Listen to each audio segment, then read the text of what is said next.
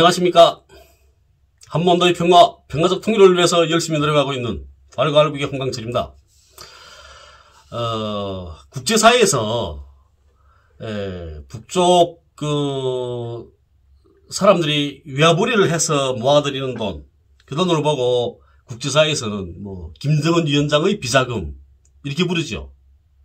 그래서 오늘은 김정은 위원장의 비자금의 실체에 대해서 이야기해드리려고 합니다.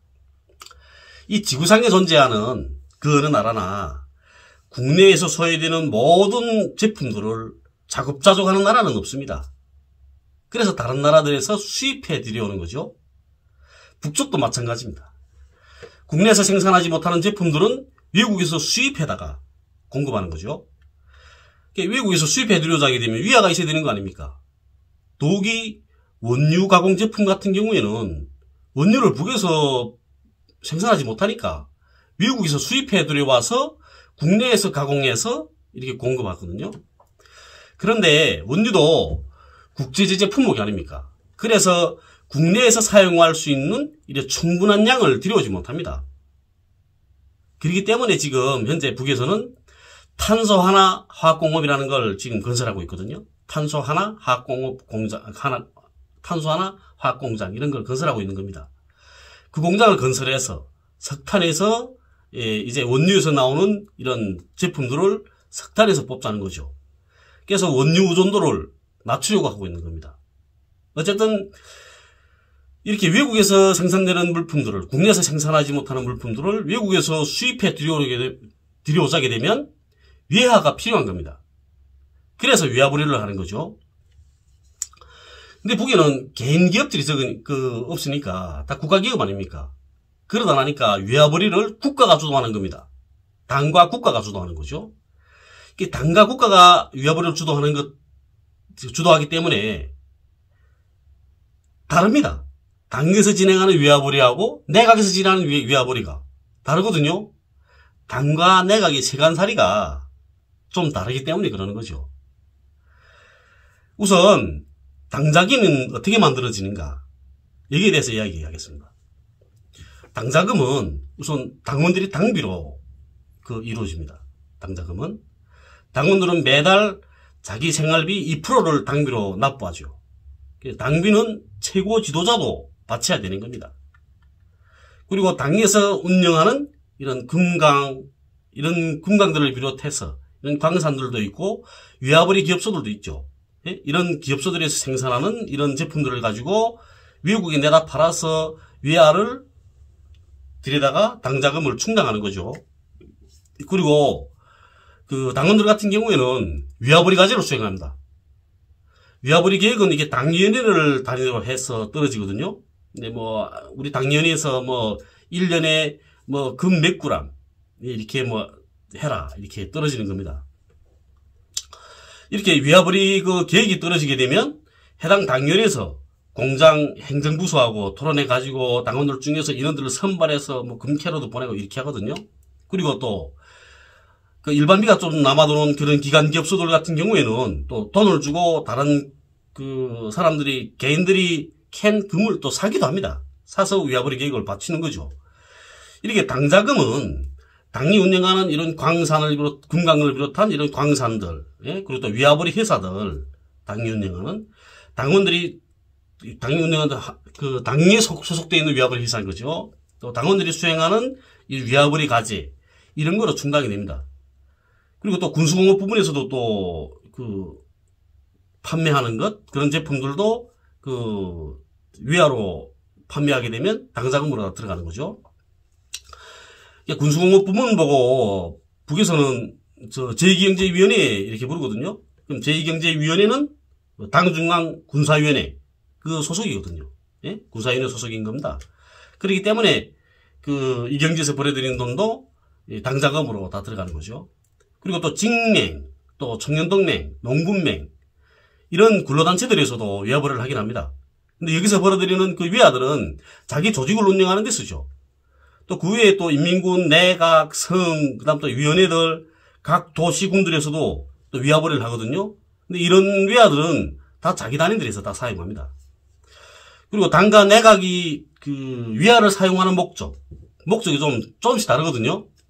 많이 다르진 않는데, 당에서 보는 위화들은 대체로 인민 생활을 향상시키기 위한 사업, 그리고 또 내각은 경제 발전과 기술 개선을 위한 사업, 이런 데 위화들을, 자기 벌어들였던 위화를 쓰거든요. 실리 들어서 당자금 같은 경우, 당에서 벌어들이는 위화 같은 경우에는, 아이들이 그 교과서를 만드는 종이, 이런 같은 경우에는 미국에서 수입해 들여오거든요. 그 교과서 종이가 좋아야 되지 않습니까? 질이.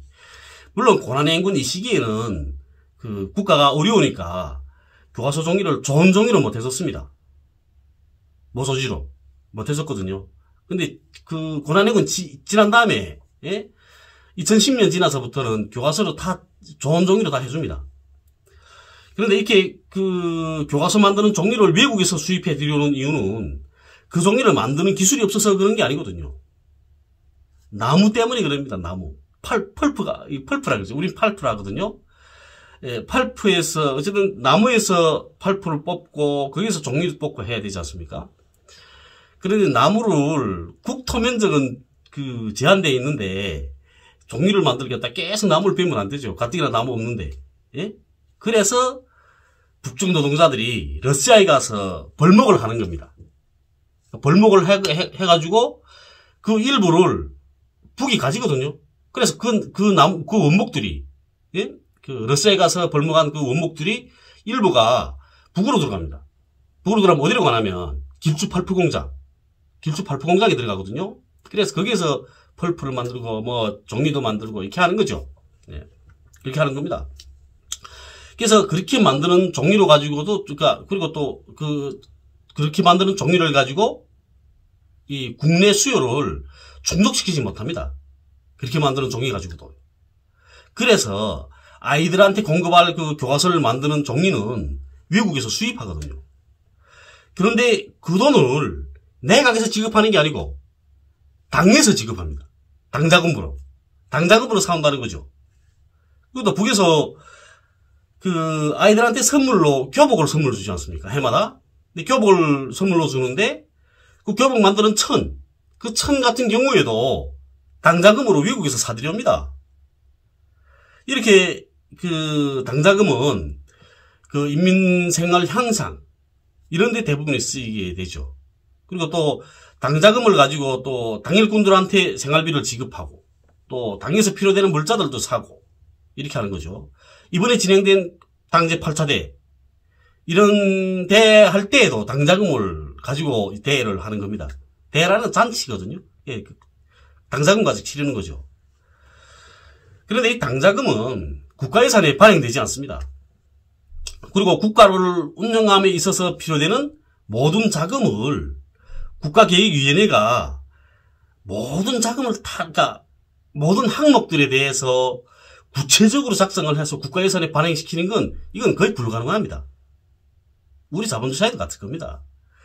그래서 무슨 사업에 얼마 예산 떼고 이렇게 대체적으로 떼는 거죠. 대체적으로 계산을 해서 국가 운영하는 데서 그 어떤 돌발 변수들이 생기겠는지 그런 걸 모르죠. 그렇기 때문에 그렇게 구체적으로 타산을 못하는 거죠.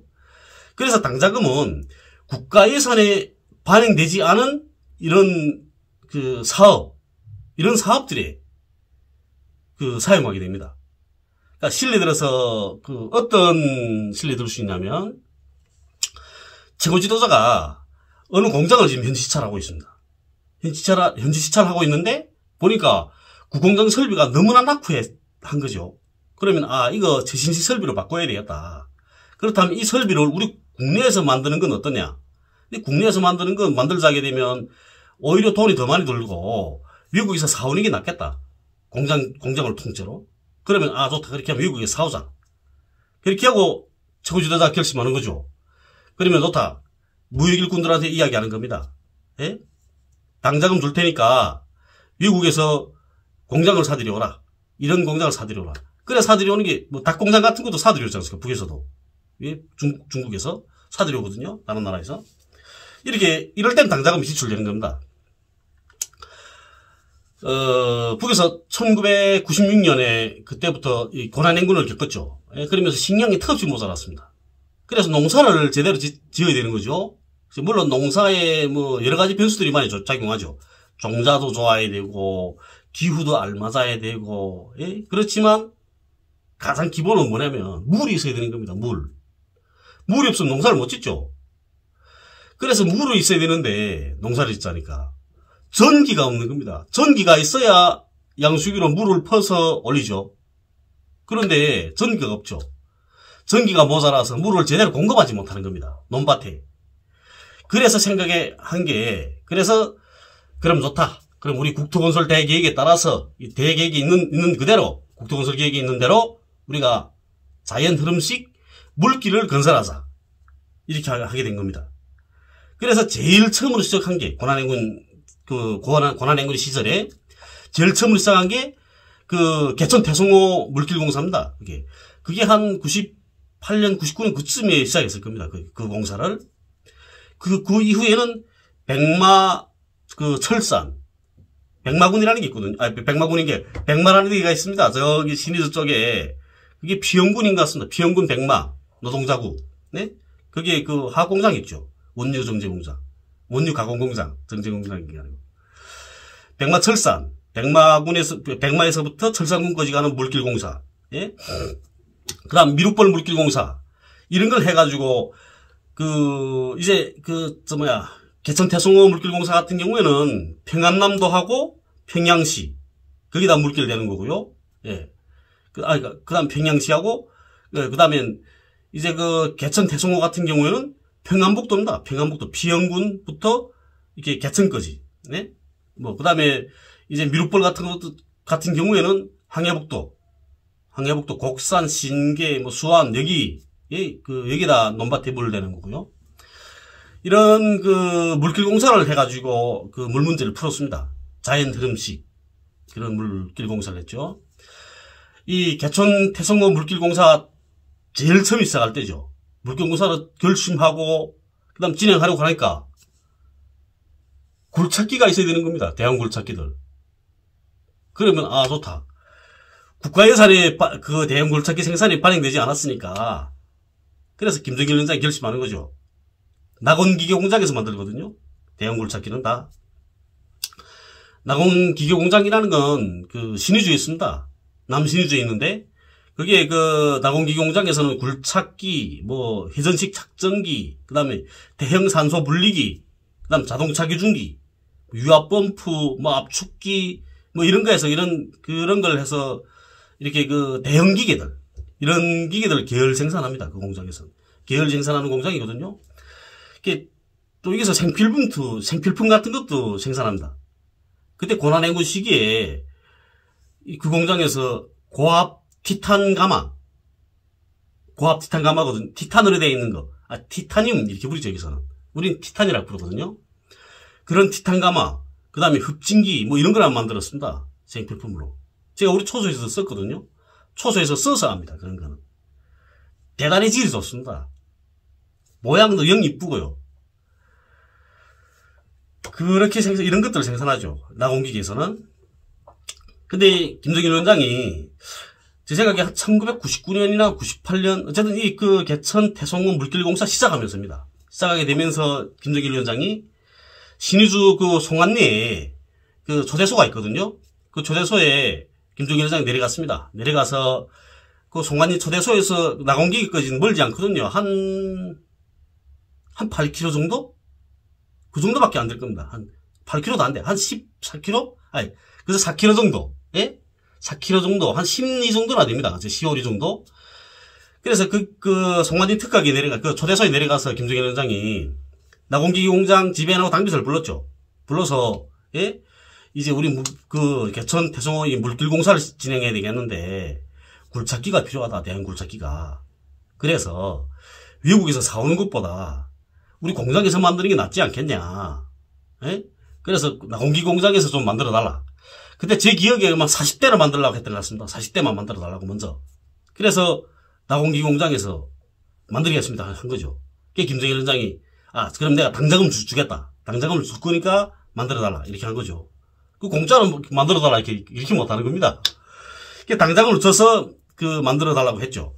근데 거기 또 일화 있습니다. 거기서 또 지배인 당비서가 또 거기 또 식사 같이 했거든요. 김정일 위원장이랑 같이. 식사를 같이 하는데, 이 이야기 제가 언젠지 한번 한 것 같은데, 식사 같이 하는데, 그 지배인이 술을 못 마셨습니다. 술 못 마시는 사람이었거든요. 근데 김정일 위원장이 지금 술을 직접 따라주지 않습니까? 지금 식사하면서. 예? 그러니까 그런 술을 언제 마셔보겠습니까? 우리로 말하면 대통령하고 함께 식사를 하는데 대통령이 술 줍니다. 근데 내가 술 못 마신다. 그러면 못 마십니다. 이러겠습니까? 안 그러겠죠?